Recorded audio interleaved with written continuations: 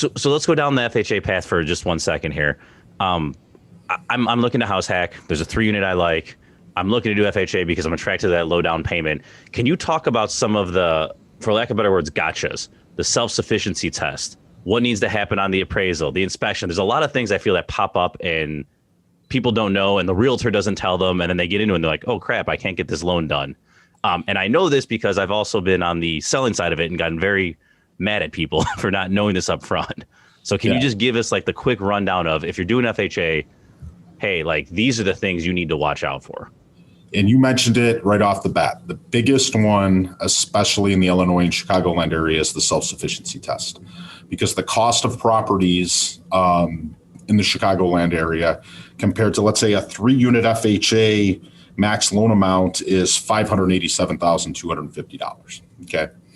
The self-sufficiency test is you have to take the market rent. Okay.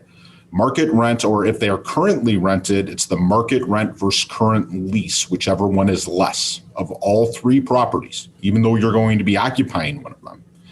And multiply that. Yeah. So multiply that number by 75%. So for simple math, you have 3 units that are $1,000 rent each. You know, you can take 75% of $3,000. Your mortgage payment cannot exceed whatever that number is.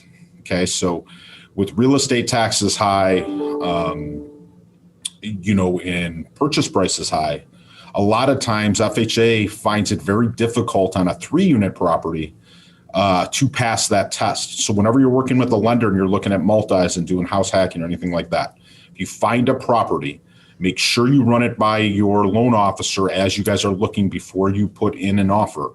So that way they can make sure they pass that self-sufficiency test.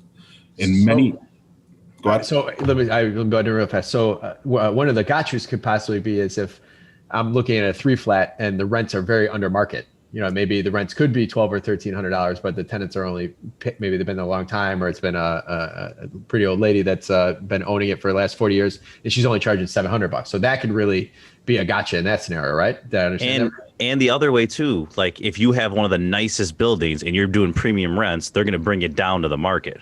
It's the lesser of the two. It works both ways. Correct. So you need to watch both sides of those.